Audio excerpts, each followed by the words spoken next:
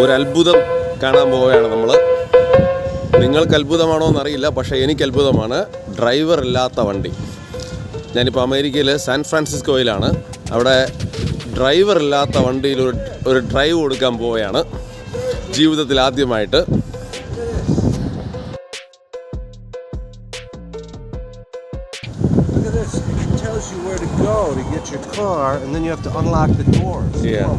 നമ്മൾ ഒരു ആപ്പിലാണ് അത് ചെയ്തത്. ആപ്പ് അത് അൺലോക്ക് ചെയ്ത് തരാൻ പറയുന്നു. അപ്പോൾ നമ്മളത് കയറാം.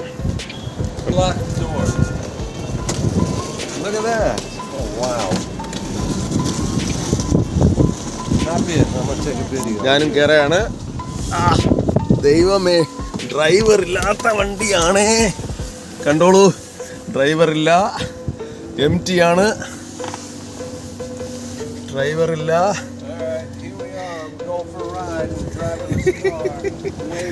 അത്ഭുതമാണ് കേട്ടോ, ഇതൊക്കെ അമേരിക്കയിലെ അത്ഭുതങ്ങളാണ്.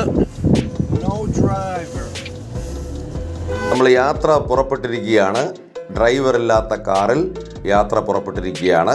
കണ്ടോ, നോക്കൂ, ആ സ്റ്റിയറിംഗ് മാത്രം തന്നെത്താൻ ഓട്ടോമാറ്റിക്കായിട്ട് അതിങ്ങനെ മൂവ് ആയിക്കൊണ്ടിരിക്കും. മറ്റാരും അതിനകത്തില്ല. ജീവിതത്തിൽ ഒരു പ്രാവശ്യം മാത്രം ലഭിക്കുന്ന ഒരു ഭാഗ്യമായിരിക്കാം. സാൻ ഫ്രാൻസിസ്കോയിലെ ഗോൾഡൻ ബ്രിഡ്ജ് റൗണ്ട് ചെയ്യണമെന്നാണ് നമ്മൾ ആഗ്രഹിക്കുന്നത്. നമ്മളെ കമാൻഡ് കൊടുത്തിട്ടുണ്ട് വാഹനത്തിന്. അതിനനുസരിച്ച് യാത്ര ചെയ്തുകൊണ്ടിരിക്കുകയാണ്.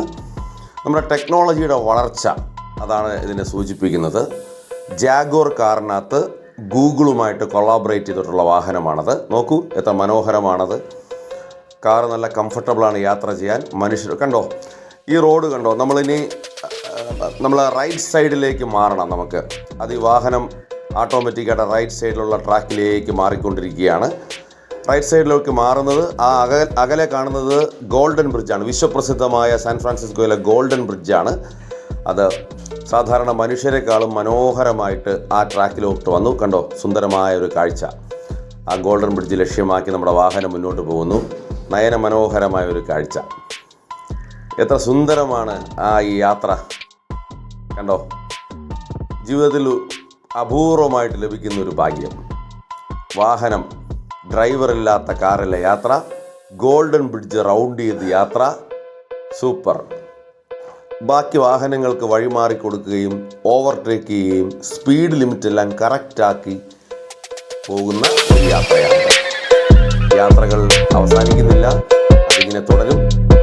മറ്റൊരു വീഡിയോയുമായിട്ട് നമുക്ക് ഇനിയും കാണാം. ബൈ.